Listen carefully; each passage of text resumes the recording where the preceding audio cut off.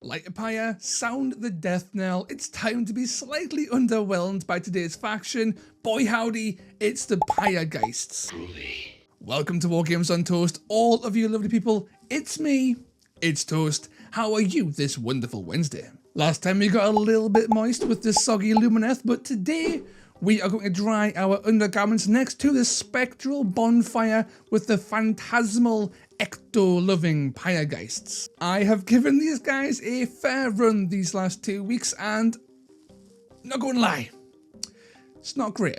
These guys have some real issues that are going to hold them back competitively, but let's crack on and get started after this little bit of a shilling. So before we get into all of that, please consider hitting like, comment and subscribe, as that helps me fight against that dastardly YouTube algorithmic demon. And if you want to help the channel out in a more tangible way, then please consider joining my Patreon or my YouTube members, like all of these amazing people on screen now.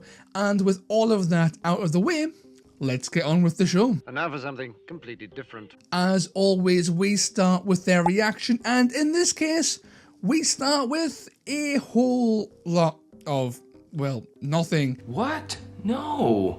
That's right, in a Warcry first, the Pyregheists do not have a reaction. Instead, they have a special ability and some funky shenanigans surrounding keywords and all of that jazz. So, Balefire Cremation is the name of the game here, and it is bad. It's not good, but you better believe that you are still paying for it. Basically, whenever something tells you to cremate a fighter, so that's the new keyword here, cremate, you get to place a pyre token under the center of that fighter's base. At the end of the battle round, you then deal 3 damage to every enemy within 1 inch of this token. And, as an extra bonus, pyre tokens last all game, they are never removed. There are 3 ways you can cremate your opponents, but before we get into those, we need to look at the restrictions of this mechanic. Firstly, 1 inch range is really small to the point of near irrelevance, even on objectives. I'm not joking when I say that this 1 inch little bubble is about a 1/6, maybe a 1/7 of a objective bubble, which is more or less irrelevant. Secondly, the damage from this happens after objective control has been determined, so you can't get sneaky kills at the end of the round to flip control to your side, which is kind of sad, and this has a knock-on effect of it won't do anything of note on turn 4, really, which is a big oof. Thirdly, 3 damage is not a lot of damage for an ability that requires this much setup. And finally, that aforementioned setup is actually huge. Cremation is not easy to achieve, it requires a lot of work to pull off, and to get it to actually impact the game in any meaningful way, you have to time it perfectly because your opponent can just move away from the token. Throw in your smallish warband and you are going to struggle to get the activation advantage to take advantage of this mechanic, and we haven't even gotten into how you proc it in the first place, so let's amend that now. We have 3 abilities that make pyre tokens: the Pyre Robber's Curse, Light the Pyre, and Agonizing Penance. The Pyre Robber's Curse. The Pyre Robber's Curse is the cheapest way to do it, giving you +1 strength and causing any kills that activation to automatically cremate. This sounds easy enough, but take a look at this lad, Patouche, and you will quickly see why that's an issue. Light the Pyre. Light the Pyre is a triple and it is bad. If something dies, you can pop this and boom, pyre token. But why is this bad? Well, you need to get a kill to get the effect to work, but you are forced to avoid using abilities that make getting those kills easier. Light the Pyre is a gamble ability, and to offset that risk, you need to get into the whole setup and hard working thing I was talking about before. Burning a triple and investing a lot of brain power, and then getting maybe 3 damage at some point is such a bad value for a triple, even if those pyre tokens are permanent. Agonizing Penance. Agonizing Penance is the best of the bunch, but it is a quad and you never ever build around quads. Basically, you burn your quad, you set some guy on fire, and then they run towards the nearest fighter from their warband and explode for a 2-inch 3 damage explosion. Everyone who dies from this effect is then instantly cremated. This ability is crazy fun to use, great at putting a lot of damage on the board in the right circumstances, and is disproportionately good when used on fast fighters as they barrel out of control, potentially across the entire board. There is a lot of play with this, but it's a quad, so you can't rely on it ever. Also, none of this makes Pyre tokens good. They are just an added sprinkle at the end of an already really fun and good ability. So yeah, I am not a fan of this mechanic at all. It is very clunky, and I don't think I even mentioned this before, but the tokens don't even stack. If you stand next to 3 or 4 tokens, you still only take 3 damage, which feels like one final kick in the spectral sack. But a warband is not just their gimmick, we have more abilities to go over and an entire warband worth of units. And since I've already covered most of the generic abilities, I will just touch on Fan the Flames. You get +1 damage and +1 crit for your next attack. Not both attack actions like other warbands, no, just your next attack. It also doesn't cremate, so it directly goes against your gimmick, which is a shame. These kinds of doubles always beg the question though, is this better than Onslaught? And frankly, it's situational, but I would follow this general rule if you just want a quick guide to it. If you are attacking once in a turn, then Fan the Flames is usually going to be your better option. If you're attacking twice, then Onslaught tends to be the case. I am sure there's maths somewhere that'll give you the exact time on when to use either, but maths is the devil's lettuce of Warcry, and I refuse to imbibe such heresy on my channel. The spice. He knows about the spice. We've been fairly negative up until this point, but now we move on to their units, and those are surely better, right? Right? Well, maybe we start with the Deacon of Flames. We have 2 of those. This lad is legitimately kind of good and gives you a solid idea of what this warband is going to look like compared to regular Nighthaunt. Namely, slow. Nearly every model here is moving 4, but they still have fly, which is nice even if they are still paying an arm and a leg for that privilege.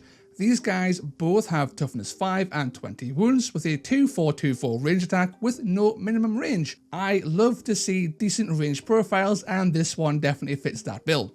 Offensively, the staff hits for 4-4-2-5 and the tongs land in at 3-5-3-4, both of which are range 2. These are both good, but I am a sucker for tight profiles, and the tongs absolutely sing to me like a phantasmal siren wreathed in fiery mundanity. You really want to give this lad +1 attack, and when you do, he's a real threat. That toughness helps him stick around, and he has poke with the range stuff. For 190 points, this guy is super solid. I could even see him being brought in as an ally in other warbands, which I was not expecting. And again, the quad in this warband is really fun, so taking them gives you a really fun ability you can use every other game. It's kind of cool. He also comes with a handy triple called Soul Blaze. This is a very interesting action economy trick. Basically, if any enemy has died this battle round, not activation, you can pick up to 3 lands to move or attack. The downside to this ability, something, somewhere, by someone has to die, and only Pyregheists can be targeted. The benefits though, no range and no line of sight requirements, and great action generation. You will use this as your go-to triple whenever possible. It's a little bit clunky to use like most of the Pyregeist stuff, and it is disproportionately worse against chunkier warbands like most of the Pyregeist stuff, since killing them is harder to achieve. but it's good and I like it for what it is. Super solid ability. Balefire Guard. We have two of those. The Balefire Guard, or the Bale Guard as I will almost certainly call them from now on by accident, are the next guys we have to come up to, and these guys do come with a few woes. Toughness 5 and wounds 12 is actually okay though, with a 4424 on the flail and a 3524 with range 2 on the halberd is nice. But they're 130 points a pop, and for all of that, that's kind of rough. These guys are not cheap, and whilst they do pretty solid damage, especially with Fan the Flames or Onslaught, these guys are a little bit too squishy. That 12 wounds lands in so many damage sweet spots that they're going to die a lot faster than you think. Toughness 5 be damned, but they do come with a double called Unblinking Guardian. This lets them buff all elite and hero toughnesses by 1 whilst they are within 3 inches. It's a solid ability that has more use when buffing allies, but it's okay when buffing your guys too. Just be aware that if you're running just this faction, that they can only buff other Bale Guard and the Deacon because nothing else has those required rune marks. Also, going at toughness 6 is usually not worth it because most things aren't strength 6 and the things that are will likely kill you anyway. So it's a little bit overkill. Despite being a little bit down on these nerds, they are probably my favourite unit outside of the Deacon, which might be more damning than anything else. I personally prefer the halberd over the flail, but both are really solid. The Torch Wraith? I can see the Torch Wraith being ignored by just about everyone because they are bad. Straight up bad. 115 points for these stats? Man, that just sucks. But here's the secret sauce though. There is some secret sauce. I think there is play in taking maybe occasionally sometimes 1. These are the fastest unit in your warband at movement 6 with fly, and they are the only model that can use Pyregheists' curse, which makes the cremation tokens on a double. But their biggest draw is because they're movement 6, you can use your quad more effectively as you can simply fly around and use it, giving you a whopping 18 inches of threat range on this pretty funky ability, which is kind of cool. Then you have the speed to just mess with objectives, and that's also kind of good. And finally, if you do want to play with Pyre tokens, the Pyregheists' curse is actually one of the better ways to do it because, put it this way, the Pyre mechanic is begging to be used on near-death enemies anyway. You might as well use the cheapest ability in your arsenal and use your Torch Wraith to pop the last wound or 2 off that thing. They are certainly not great, they might not even be good, but I do like the weird utility that they bring, and I could definitely see one crop up from time to time. The Flame Wraith. We have 2 of those. Flame Wraiths are the regular dudes of your warband, the chaff. The downside, they are 100 point chaff, and that really limits what you can do when it comes to making lists, because 100 points is quite the hurdle. Looking at their stats, they are toughness 4 and wounds 12, which is not far off a Bale Guard, and offensively they are 3414 with the staff at range 2 and 4413 with torches at ranged 1. Despite being a big fan of range 2 in general, I really like the torches. They work better with Fan the Flames, and in my brain they look to do more damage despite losing out on crit and range. These guys are just your filler though. Despite being more expensive, I do vastly prefer Bale Guard due to their high damage output, but Flame Wraiths have a place even if they feel a bit overcosted and they have no unique abilities. Now there is a universe where you consider putting a +1 toughness blessing onto these guys to make a discount Bale Guard, albeit with far worse offensive stats. But that could be an interesting way to build these guys, or at the very least it's worth checking out. So that's the faction. On paper and in reality, they are just not that good. These feel like they are missing something, and I'm not just talking about their reaction, they somewhat ironically just feel undercooked. There was a good idea in here somewhere, a theme almost realised but bailed on before it could truly come to fruition. But we do have allies we can dabble with though, and I'm going to rapid fire through some of them now. Vargulf. This guy is big, burly, damaging, and fast. You will use him as an anchor and a distraction. He will almost always die, but provided he went down swinging after distracting some guys for a turn or two, it's usually worth the effort. He is also 300 points though, which is really expensive, so good luck squeezing that in with a reasonably sized warband. The Knight of Shrouds on Spectral Steeds or not. This guy is cheaper than the Vargulf, but also worse in almost every stat. That being said, speed and fly go a long way, as does this guy's ability to heal. If you want an anchor to roadblock and then mulch chaff, this guy is second to none, since he will take an ungodly amount of damage before he goes down. And he can revive your guys, making your warband far more effective long term and making your smaller model count less of an issue. The Briar Queen. I am a huge fan of the Briar Queen in Death because she has good stats, a solid price, she has a built-in revive and a triple for great threat projection. She's easy to fit in as well, so have a blast messing around with her and her unique brand of trickery. The Sons of Velmorn and the Exiled Dead. I am simply clumping these together because they are both very good. These lads both bring cheap chaff en masse. This lets you have a far larger warband than you otherwise would, and since both warbands are fairly effective when it comes to dealing damage, you aren't really losing out by growing your numbers. I am more inclined to run Velmorn over the Exiled Dead simply because the Exiled Dead require a bit more of an investment resource-wise, even if their damage is substantially higher. But both are fantastic. The Cardinal. Last but not least, we have the Cardinal from the Flesh Eater Courts. This guy is cheap, decently durable, and packing a fantastic double. This guy brings support at a good price, and at base, your warband has very few control options, and the Cardinal fills that gap wonderfully. So how do you take all of this and make it come together? Well, I only have one list for these guys that I actually ended up liking, so I'm going to rattle it off here and apologize that I don't have more.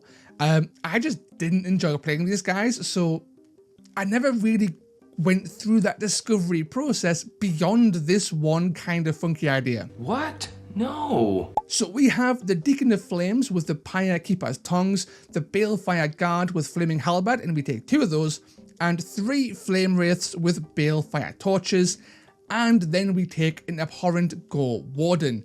This list capitalizes on your Gore Warden ally to teleport your Bale Guard to where you want to go, and then using your decent bulk and melee stats to bully squishy backlines, chaff, and also take objectives. Balefire Guard are actually one of the best things Gore Wardens can teleport because there are very few things with 12 wounds that are this good at killing things, and also this durable at the same time. So that's a fantastic combination right there. The rest of your warband floats around and uses Fan the Flames and Soul Blaze to get as much value as possible per turn. Issues do arise with the body count though. 7 models isn't a lot and you aren't exactly durable.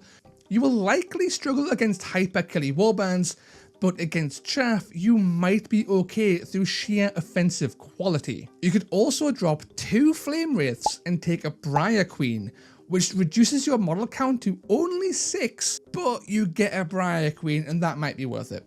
I don't know. Overall though, I don't think Pyregheists are great, so this list is not perfect. But I highly encourage you, like I always do, that if you like this theme, to get out there and rep these guys and make your own list. Maybe use my list as a template and build from there. I am not infallible and there could be something I'm missing and you could make something that works way better than this. So use this as an example, as a jumping off point to make your own creative masterpiece. But what's in the box? Before I sign off, I thought I would add a new section covering what you actually get in these boxes. And sadly, I think the contents of this box is seriously lacking. Not only do you have to currently buy the Pyre and the Flood as a whole, which we're going to ignore for this video, the actual Pyregheists part, the thing that will eventually release as a single, is not great. You get 1 Deacon, 2 Balefire Guard, 2 Flame Wraiths, and 3 Torch Wraiths. In my mind, you are just getting a bad hand here. You don't get enough Baleguard to go more elite, you don't get enough Flame Wraiths to go more numbers heavy, and you get 3 of the worst models in the warband. As a one box versus one box kind of deal, you can make this work, and they're actually quite good at taking on their partners in this box, the Riverblades. But as a box to play Pyregeists in any other way, I feel this is really lacking because you don't get enough of the things you actually want to use. Those 3 Torch Wraiths they're just dead weight in this box. You don't want to use more than 1. You might not even use 1. So it kind of feels bad, right? But that's all I have for today, and sadly I am not a fan of the Pyregeists, which puts a bit of a downer on the Pyre and the Flood as a whole, because neither warband is all that great when all is said and done, despite both of them trying something new with the game. Let me know down below what you think of the Pyregeists, if I missed something, or simply if you think I am wrong. And of course, a huge thank you to my patrons and members who help support the channel, and a massive shout out to my algorithmic demon slayers, Armor Enthusiast 7, Brioche, CT6497, Girth Demon, The Head Knight of Paint, Heinz D, Long Run Hobbies, Lord Fireaxe, Sam, Steve Bean, Tough Tootin' Baby, and Velas. Until next time, lads, ladies, and everyone in between and beyond, ta-ra.